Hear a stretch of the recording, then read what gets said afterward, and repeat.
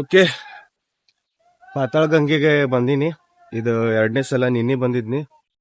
ಯಾಕಂದ್ರ ನೀನ್ ಎದಕ್ ಬಂದಿದ್ನಪ್ಪ ಅಂತಂದ್ರ ಅನುಭವ ನೋಡಾಕ. ಒಂದೇ ಸರಿ ಬಂದ್ ಹೇಳಕ್ ಆಗುದಿಲ್ಲ. ಒಂದ್ಸಲ ನಿನ್ನೆ ಬಂದಿದ್ನಿ, ಅನುಭವ ಆಯ್ತಾ.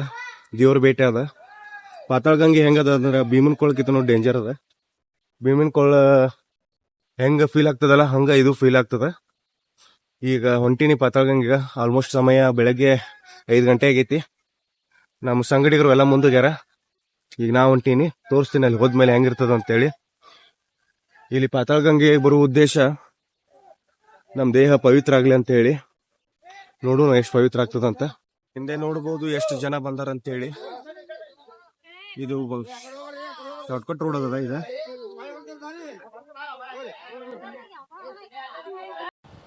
ಅಮಾವಾಸ್ಯೆ ದಿನಾನು ಇಷ್ಟು ಜನ ಬರ್ತಾರಂತ ನನಗೆ ಗೊತ್ತಿರಲಿಲ್ಲ. ಇಲ್ಲಿ ನೋಡಿದ್ಮೇಲೆ ನನಗೆ ವಿಚಿತ್ರ ಆಯಿತು.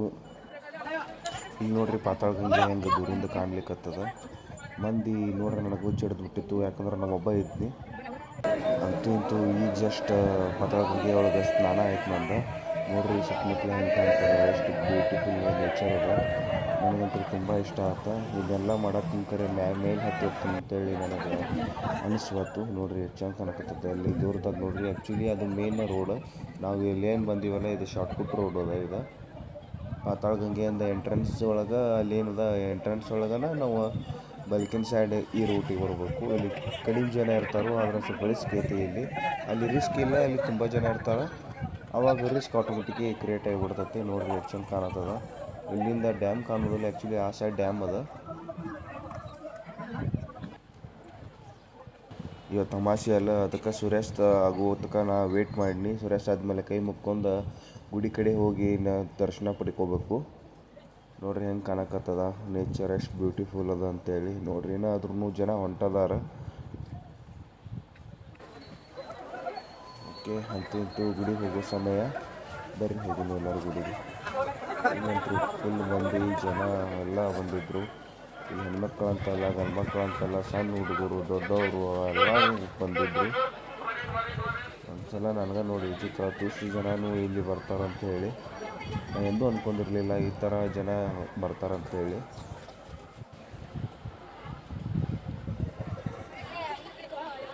ಇಲ್ಲೇ ಎಲ್ಲೋ ಶ್ರೀಶೈಲ ಒಳಗೆ ಮುಡಿನೂ ಕೊಡ್ತಾರೆ. ನನಗೆ ವಿಚಿತ್ರ ಅನಿಸ್ತು. ಆ್ಯಕ್ಚುಲಿ ನಾ ತಿರುಪತಿಗೆ ಒಳಗಷ್ಟೇ ತಲೆ ಒಳಗಿನ ಕೂದಲ ಕೊಡ್ತಾರಂತ ತಿಳ್ಕೊಂಡಿದ್ನಿ. ಇಲ್ಲಿ ಶ್ರೀಶೈಲ ಒಳಗೂ ಅದ. ನಾನು ಶ್ರೀಶೈಲ ಒಳಗೆ ಇದ್ದಿದ್ದು ನನಗೆ ಗೊತ್ತಿರಲಿಲ್ಲ. ಜನರು ಇಲ್ಲಿ ಹೋಗಿ ಮುಡಿ ಕಟ್ಟ ಅಲ್ಲಿ ಪಾತಾಳ ಗಂಗೆ ಜಳಕ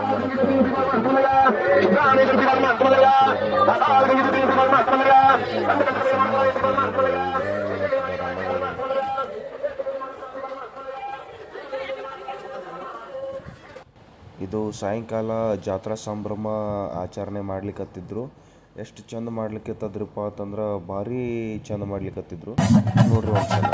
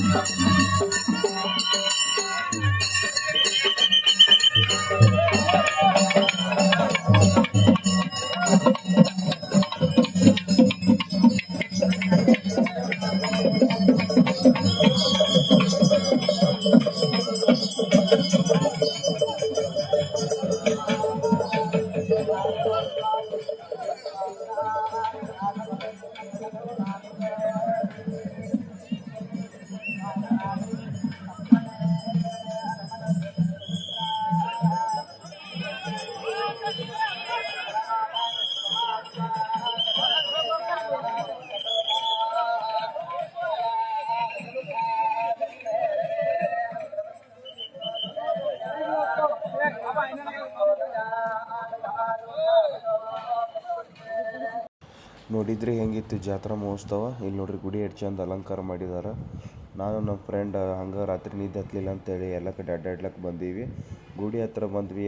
ಲೈಟಿಂಗ್ ಮಸ್ತಾಗಿ ಎಲ್ಲ ಅಲಂಕಾರ ಮಾಡಿದ್ರೆ. ಕೆಲವೊಂದು ಜನ ಮಲ್ಕೊಂಡಿದ್ರೆ, ಜನ ಹಂಗೆ ಅಡ್ಡಾಡ್ಲಿಕ್ಕತ್ತಿದ್ರು. ಯಾರ್ಯಾರ ತಲೆ ಒಳಗೆ ಹೆಂಗೆ ಓಡ್ಲಿಕ್ಕತ್ತಿತ್ತು ಅಂತೇಳಿ ಗೊತ್ತಿರಲಿಲ್ಲ.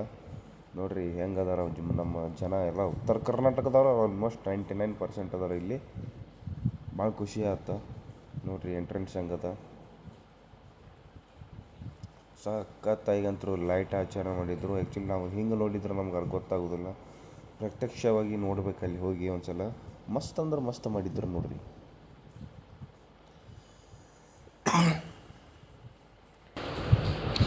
ಇಲ್ಲಿ ನೋಡ್ರಿ ತುಂಬ ಜನ ಒಳಗಿದ್ರು. ಯಾಕಂದ್ರೆ ಇಲ್ಲಿ ಯಾರೋ ಸಿಗ್ನರ್ ಬಂದಿದ್ರು. ಮಸ್ತಾಗಿ ಕಾಂಪಿಟೇಷನ್ ನಡಿಲಕತ್ತಿತ್ತು. ಎಲ್ಲರೂ ಕುಂತು ಹೆಂಗೆ ನೋಡ್ಲಿಕ್ಕತ್ತಾರ ನೋಡ್ರಿ. ರಾತ್ರಿ ಆಲ್ಮೋಸ್ಟ್ 11 ಗಂಟೆ ಆಗಿತ್ತು ನೋಡ್ರಿ ಈಗ.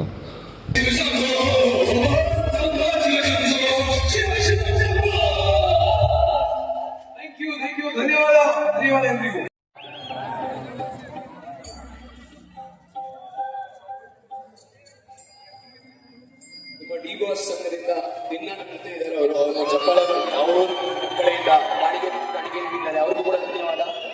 ಅದಕ್ಕೆ ಮುಂಚೆ ಎಷ್ಟೋ ಜನ ಪಾಪ ಕಾರ್ಯಕ್ರಮ ನೋಡೋಕೆ ತುಂಬಾ ಕಷ್ಟಪಡ್ತಾರೆ. ನಿಮಗೆ ಎಷ್ಟು ಹಕ್ಕಿದೆಯೋ ಕಾರ್ಯಕ್ರಮ ನೋಡೋಕ್ಕೆ, ಅವ್ರಿಗೂ ಅಷ್ಟೇ ಹಕ್ಕಿದೆ. ಅಮಾವಾಸ್ಯೆ ದಿನ ರಾತ್ರಿ ಇಲ್ಲಿ ಎಲ್ಲರೂ ತೀರ ಅಲಂಕಾರ ಮಾಡಕತ್ತಿದ್ರು. ಕೆಲವೊಂದು ಜನ ಜಲ್ದಿ ಹೋಗೋರೆಲ್ಲರೂ ಕಾರಿಕ ಬೆಲ್ಲ ಎಲ್ಲ ಬಾಣ ಹಿಡ್ಕೊಂಡು ಕಿಶಿಂದ ಹೊಂಟಿದ್ರು. ಯುಗಾದಿ ದಿನಕ್ಕೋಸ್ಕರ ಯಾರೂ ಉಳ್ಯಾಕತ್ತಿದ್ದಿಲ್ಲ. ನಾವಂತರೂ ಇಲ್ಲಿ ದರ್ಶನ ಪಡ್ಕೊಂಡ್ವಿ ರಾತ್ರಿ ಮಾತ್ರ. ಅಂತ ನೋಡ್ರಿ ಹೆಂಗೆ ಕಾಣ್ತದೆ, ಎಷ್ಟು ಚಂದ ಕಾಣಕತ್ತದ. ಆದ್ರೆ ಒಂದೇನು ಪ್ರಾಬ್ಲಮ್ ಅಂತಂದರೆ ಇಲ್ಲಿ ಜನಗಳನ್ನ ದಾಟ್ಕೊಂಡು ಹೋಗೋದು ಅಂದ್ರೆ ನಮ್ಗೆ ದೊಡ್ಡ ಫಜಲ್ ಗೇಮ್ ಆಗಿತ್ತು. ಯಾಕಂದ್ರೆ ಅಷ್ಟು ಜನನ ಇದ್ರೆ ನಮಗೆ ಅಷ್ಟು ತ್ರಾಸು ಹೋಗಕತ್ತಿತ್ತು. ಆದ್ರೂ ನಾವೇನು ಮಾಡಿದ್ವಿ, ಧೈರ್ಯ ಮಾಡ್ಕೊಂಡು ಒಟ್ಟು ಎಲ್ಲರನ್ನೂ ತಳ್ಕೊತ ನೋಡ್ಕೊತ ಏನೋ ಅಣ್ಣ ಆಂಟಿ ಅನ್ಕೊತ ಕೆಮ್ಕೊತ ಅಜ್ಜರ್ಗತಿ ಎಲ್ಲ ನಾಟಕ ಮಾಡ್ಕೊಂಡು ಹೊಂಟಿದ್ವಿ. ಏನು ಮಾಡೋಕ್ಕೆ ಬರೋಂಗಿಲ್ಲ. ಯಾಕಂದ್ರೆ ನಾವು ಮುಂದೆ ಹೋಗ್ಬೇಕಂದ್ರೆ ನಾವು ಏನಾರ ಒಂದು ದಾರಿ ಹುಡ್ಕೋಬೇಕಾಗಿತ್ತು. ಯಾಕಂದ್ರೆ ದಾರಿ ಹುಡ್ಕೊಂಡು ಹೋಗಲಿಲ್ಲ ಅಂದ್ರೆ ನಮಗೆ ನಾವು ಮುಂದೆ ಹೋಗೋಂಗೆ ಸಾಧ್ಯನೇ ಇಲ್ಲ. ಸೊ ನಾನು ನನ್ನ ಫ್ರೆಂಡ್ ಏನೋ ನಾಟಕ ಮಾಡ್ಕೊಂಡು ಹೊಂಟಿದ್ವಿ. ಸರಿ ರೀ ದಾರಿ ಬಿಡಿ ಅಂತ ಅನ್ಕೊಂತ ಹೊಂಟಿದ್ವಿ ರೀ. ಆದರೂ ಏನೋ ಒಂಥರ ಮಜಾ ಇತ್ತು. ಎಲ್ಲ ಥರ ಎಂಜಾಯ್ ಮಾಡಿದ್ವಿ. ಶ್ರೀಶೈಲ ಒಳಗೆ ಏನೈತಿ ಮಲ್ಲಯ್ಯ ನಮಗೇನು ಆಶೀರ್ವಾದ ಕೊಡ್ತಾನೋ ಗೊತ್ತಿಲ್ಲ. ಹತ್ರ ಇಷ್ಟೆಲ್ಲ ಮಾಡಿದ್ದಕ್ಕೆ. ಬಟ್ ನಾ ಹೇಳೋದು ಏನಪ್ಪ ಅಂತಂದ್ರೆ ಭಾಳ ಕೆಸ್ಟ್ ಒಂದು ಬೇರೆನ ಅನುಭವ ಆಗೈತೆ ನಮಗಂತೂ. ಬೆಳಗ್ಗೆ ಪಾತಾಳಗಂಗೆ ಜಳಕ ಮಾಡಿ ಕಿಶಿಂದ ಬಂದು ಬೆಲ್ಲ ಬಣ್ಣ ಹಿಡಿದ್ರೆ ತೆಂಗಿನಕಾಯಿ ಹೊಡ್ಕೊಂಡು ಹೋಗ್ಬೇಕಂತೇಳಿ ಒಳಗಂತೂ ಹೋಗೋ ಚಾನ್ಸಸ್ ಭಾಳ ಕಮ್ಮಿ ಇದ್ವು. ಅದಕ್ಕೆ ಗೇಟಿಗೆ ಬಂದು ಎಲ್ಲರೂ ತೆಂಗಿನಕಾಯಿ ಹೊಡ್ಯಾಕತ್ತಿದ್ರು. ನನ್ನಂತೂ ಆಲ್ರೆಡಿ 2 ಸಲ ದರ್ಶನ ಆಗಿತ್ತು. 3ನೇ ಸಲ ಹೋಗ್ಬಾರ್ದು ಅಂತೇಳಿ ಯಾರೋ ಒಬ್ಬರು ಹಿರಿಯರು ಹೇಳಿದ್ರು. ಸೊ ಏನೈತಿ ಮುಂದಿನ ವರ್ಷ ಏನು ಮಾಡ್ರು, ದರ್ಶನ ಮುಗಿಸ್ಕೊಂಡ್ರು. ತೇರು ಹೇಳೋಕ್ಕಿಂತ ಮುಂಚೆನೇ ನನಗೆ ಏನು ಕ್ಲೋಸ್ ಇದ್ರಲ್ಲ ಅವರೆಲ್ಲ ಹೊಂಟು ಬಿಟ್ಟಿದ್ರು ನೋಡ್ರಿ. ಯಾಕಂದ್ರೆ ಅವ್ರು ಏನು ತಲೆಯಾಗಿತ್ತೇನೋ ಗೊತ್ತಿಲ್ಲ. ಬಟ್ ಅವರೆಲ್ಲ ಬ್ಯಾಗ್ ಪ್ಯಾಕ್ ಮಾಡ್ಕೊಂಡು ಹೋಗಕ್ಕೆ ಚಾಲೂ ಮಾಡಿದ್ರೆ ನಾನು ಅವ್ರದ್ದು ವಿಡಿಯೋ ಮಾಡಿದೆ. ನಿಂದ್ರಪ್ಪ ಅಂತ ಎಲ್ಲರಿಗೂ ಹೇಳಿದ್ನಿ. ಬಟ್ ಯಾರೂ ನಿಂದಿರಲಿಲ್ಲ. ನನಗೊಂಥರ ಬೇಜಾರಾಯ್ತಾ. ಆದರೂ ಇರಲಿ, ದೇವ್ರು ಅವ್ರಿಗೂ ಒಳ್ಳೇದು ಮಾಡಲಿ ಅಂತೇಳಿ ನಾವು ಒಬ್ಬ ನಿಂತೆ. ನಾವು ಒಬ್ಬ ನಿಂತಿನ ಆದ್ರೆ ಕೆಲವೊಂದು ಜನ ನನ್ನ ಸಂಗಟ ಒಂದು 6-7 ಜನ ನಿಂತಿದ್ರು. ನನಗೆ ಭಾಳ ಖುಷಿ ಆಯ್ತು. ನನಗೆ ಯಾಕೆ ಮನ್ಸಿಗೆ ಆಗ್ತಾ ಅಂತಂದ್ರೆ ನನ್ನ ಯಾರು ಬೇಕಾಗಿದ್ರಲ್ಲ ಅವರೇ ನಿಂತಿರ್ಲಿಲ್ಲ. ಅವರೆಲ್ಲ 2 ಗಂಟೆ 1 ಗಂಟೆ ಅಂದ್ರೆ ಜಾಗ ಬಿಟ್ರೆ ಇರಲಿ, ಏನು ಮಾಡೋಕ್ಕೆ ಬರೋಂಗಿಲ್ಲ. ಎಲ್ಲರದ್ದು ಜೀವನ ಒಂದೇ ಇರೋಂಗಿಲ್ಲ. ನೋಡೋಣ ಏನಾಗ್ತೈತಿ. ಬಾಯ್ ಹೋಗ ಅಂತೂ ಇಂತೂ ನನಗೆ ಬೇಕಾದ ಗೆಳೆಯರ ಬೆಳಗ್ಗೆ ಎಲ್ಲರೂ ಹೋದರು. ನಾ ಒಬ್ಬಂಟಾಗಿದ್ನಿ. ಬೇರೆ ಟೀಮ್ದಾಗ ಒಬ್ಬ ಫ್ರೆಂಡ್ ಸಿಕ್ಕಿದ್ದ. ಅವ್ನ ಸಂಗಾಟ ಹೋಗಿ ತಿರ್ಗಾಡ್ಕೊಂತ ಹೋದ್ನಿ, ಎಲ್ಲ ವೀಡಿಯೋ ಮಾಡ್ಕೊತ.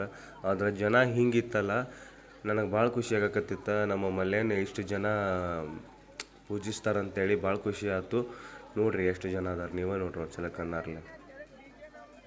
ಜನಜಾತ್ರೆ ಅಂದ್ರೆ ಜನಜಾತ್ರೆ. ಇದು ಏನಂತಾರಲ್ಲ, ಒಂದು ಕಿರಿಕ್ ಪಾಟಿ ಪಿಕ್ಚರ್ ಒಳಗೆ ಒಂದು ಮಾತದಲ್ಲ, ಜನಸಾಗರ ಅಂತೇಳಿ. ಆ ಜನಸಾಗರ ಇಲ್ಲಂತೂ ಇತ್ತು 100%.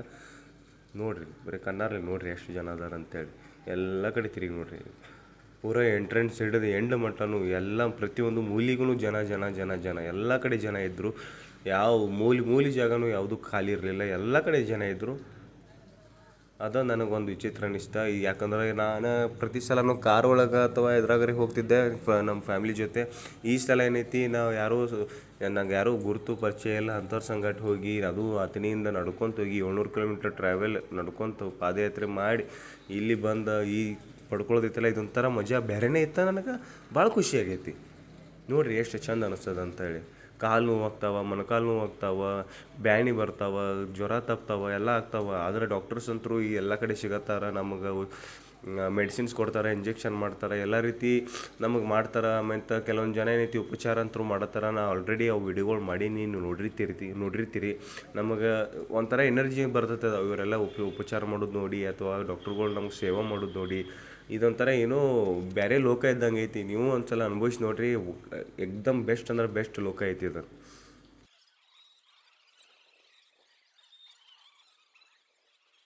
ಈಗ ತೇರು ಎಳೆಯುವ ಸಮಯ.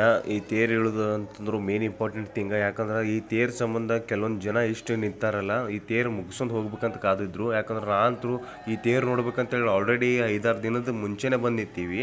ಅದ್ರಾಗ ಅಂತಾಗ ಏನಾಗೈತಿ, ನಮ್ಮ ಟೀಮ್ದವ್ರು ಇದು ತೇರು ನೋಡಲ್ದನ 2 ಗಂಟೆ ಅಥವಾ 1 ಗಂಟೆಗೆ ಜಾಗ ಬಿಟ್ಟರು ಮಧ್ಯಾಹ್ನ. ನನಗೆ ಅದೊಂದು ಮಾನಸಿಕ ಇತ್ತು. ಇದು ನೋಡಿದ್ರನ ಒಂದು ಖುಷಿ ಬೇರೆ ಐತಿ. ಯಾಕಂದ್ರೆ ನಾವು ಇಷ್ಟು ದಿನ ಎಲ್ಲ ವೇಟ್ ಮಾಡಿ ಕಿಶಿಂದ ಏನು ಉಪಯೋಗ ಐತಿ ತೇರು ನೋಡಲಿಲ್ಲ ಅಂದ್ರೆ. ತೇರು ಎಳಿದಿನ ನೋಡ್ಬೇಕಾಗಿತ್ತು.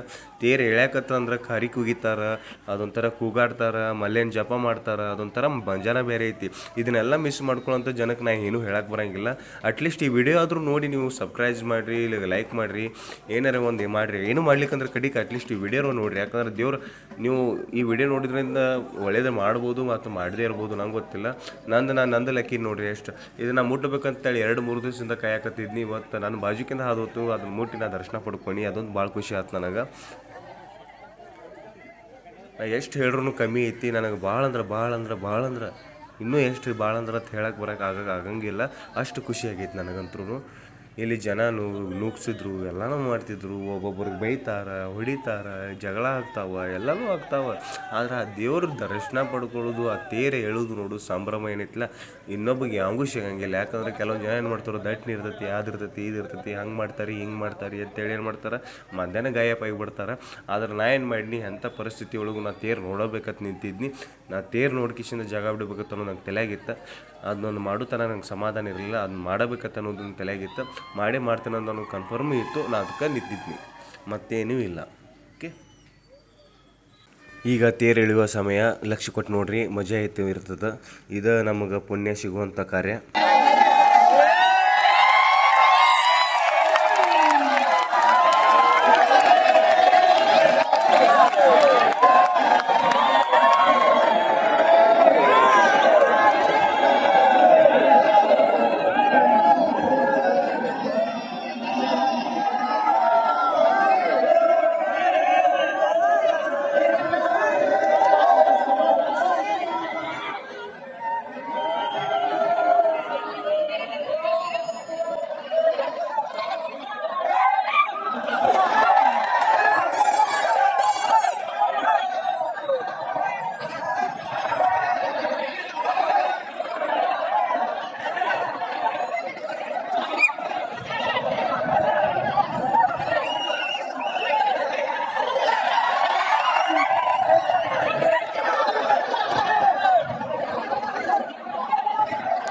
ತೇರು ಸ್ವಲ್ಪ ಕಣ್ಮರೆ ಆದಂತ ಏನು ಮಾಡ್ರು ನಮ್ಮ ಜನರು ಎಲ್ಲರೂ ವಾಪಸ್ ಊರಿಗೆ ಕಾಲ ಕೀಳಕ್ಕೆ ಚಾಲೂ ಮಾಡಿದರು. ನನಗೆ ಗೊತ್ತಿಲ್ಲ ಯಾಕೆ ಹಿಂಗೆ ಮಾಡಕತ್ರು ನಮ್ಮ ಜನರು ಅಂತೇಳಿ. ಯಾಕಂದರೆ ಇಷ್ಟು ದಿನ ಎಲ್ಲರೂ ಕಾದ ಕಿಶಿನ ಅನ್ನಪ್ರಸಾದ ಪಡ್ಕೊಂಡಾಗ ಅಥವಾ ಅನ್ನಪ್ರಸಾದ ದಾನ ಮಾಡಿ ಎಲ್ಲನೂ ಮಾಡಕತ್ತಿದ್ರು. ಈಗ ಎಲ್ಲರೂ ಏನು ಮಾಡಕತ್ರ, ತೇರು ಸ್ವಲ್ಪ ಮುಂದೆ ಹೋದ್ಮೇಲೆ ಏನು ಮಾಡಕತ್ರ, ಎಲ್ಲರೂ ವಾಪಸ್ ಊರಿಗೆ ಹೋಗಕ್ಕೆ ಚಾಲೂ ಮಾಡಿದರು.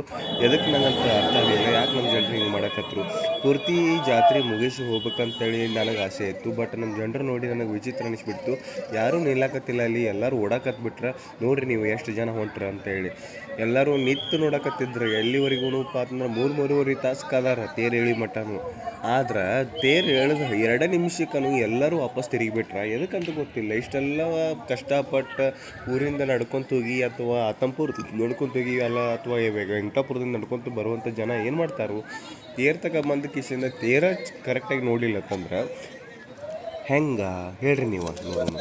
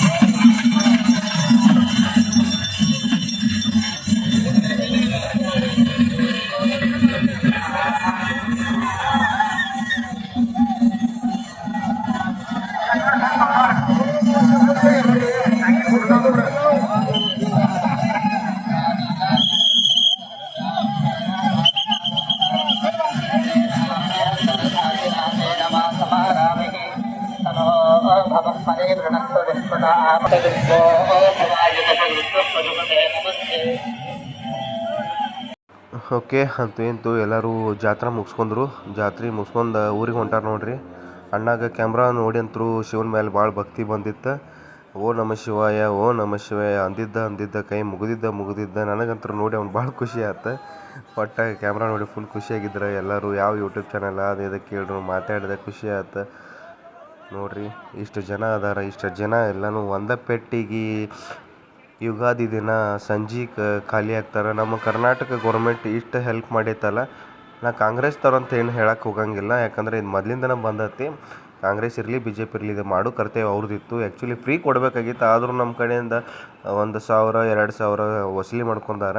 ಏನು ಮಾಡೋಕ್ಕೆ ಬರೋಂಗಿಲ್ಲ, ಗೌರ್ಮೆಂಟ್ ಅಂತ ಅದೈತಿ. 4% ಯಾರು ಕೊಡಬೇಕು ಅವ್ರು ಕೊಡಕತ್ತಾರೆ, ಯಾರು ಕೊಡಬಾರ್ದು ಅವ್ರು ಕೊಡಕತ್ತಿಲ್ಲ. ಏನು ಮಾಡೋಕ್ಕೆ ಬರೋಂಗಿಲ್ಲ. ಆದರೂ ನನ್ನ ಜಾಗಕ್ಕೆ ನಾ ಬನ್ನಿ. ನಾನಂತರೂ ನನ್ನ ಬ್ಯಾಗ್ ಎತ್ತಾಕೊಂಡು ನಮ್ಮ ಕರ್ನಾಟಕ ಬಸ್ ಸ್ಟ್ಯಾಂಡ್ ಕಡೆ ಹೊಂಟೆ. ಕರ್ನಾಟಕ ಬಸ್ ಸ್ಟ್ಯಾಂಡ್ ಅಂದ್ರೇನ ಅದ್ರ ಒಳಗೆ ಏನೈತಿ ಒಂದು ಜಾಗ ಕೊಟ್ಟಿರ್ತಾರೆ ಕರ್ನಾಟಕ ಬಸ್ ಸ್ಟಾಪ್ ಮಾಡೋಕ್ಕೆ. ಆ ಜಾಗದ ಕಡೆ ಹೊಂಟಿದ್ದೆ. ಇಷ್ಟು ಜನ ಅಂತೂ ಆಲ್ರೆಡಿ ಜಾಗ ಬಿಟ್ಟಿದ್ರು. ನಂಗೆ ಅನಿಸೋ ಮಟ್ಟಿಗೆ ಆಲ್ರೆಡಿ ಒಂದು 20% ಜನ ಹೊಂಟಿದ್ರು ನಾನು ನೋಡೋ ಪ್ರಕಾರ.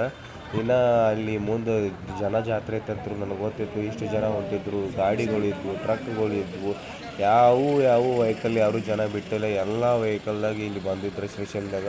ಮೇ ಬಿ ಇಲ್ಲಿ ರಾಕೆಟ್ ಅಲವ್ ಇತ್ತಂದ್ರೆ ನಮ್ಮ ಜನ ರಾಕೆಟ್ದಾಗೂ ಬರೋ ಮಕ್ಕಳಿದ್ರು, ಅದಂತೂ ಕನ್ಫರ್ಮ್ ಇತ್ತು. ಯಾಕಂದ್ರೆ ಆ ರೀತಿ ನಮ್ಮ ಜನ ಅದಾರ. ಯಾಕಂದ್ರೆ ಆ ಶ್ರೀಶೈಲ ಮಲ್ಲೇನು ಎಂದು ಬಿಟ್ಟು ಕೊಡೋಂಗಿಲ್ಲ ಅನ್ನೋದಂತರೂ ಈ ದೇವ್ರಿಗೆ ಬಂದಾಗಿಂದ ನನಗೆ ಖಾತ್ರಿ ಆಯಿತು.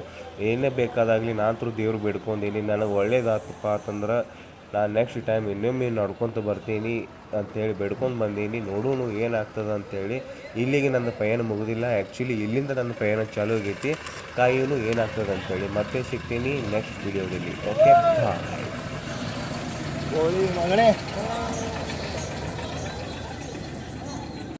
ಈಗ ನನಗೆ ದೊಡ್ಡ ಚಾಲೆಂಜ್ ಆಗಿದ್ದು ಏನಪ್ಪ ಅಂತಂದ್ರೆ ಅತನಿ ಬಸ್ ಹುಡ್ಕಾಡಬೇಕು. ಇವೆಲ್ಲ ಕಲ್ಯಾಣ ಕರ್ನಾಟಕ ಬಸ್ ಇದ್ವು.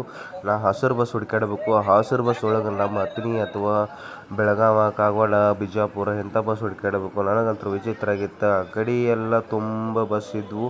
ಎಲ್ಲಿ ಹೋಗ್ಬೇಕಂತ ನನಗೆ ಒಂದು ಸಂಸಾಕತ್ತಿಲ್ಲ. ಯಾರು ಕೇಳ್ರು ಆ ಕಡೆ ಹೋಗ್ರಿ ಅಂತ ಹೇಳಕತ್ತಿದ್ರು.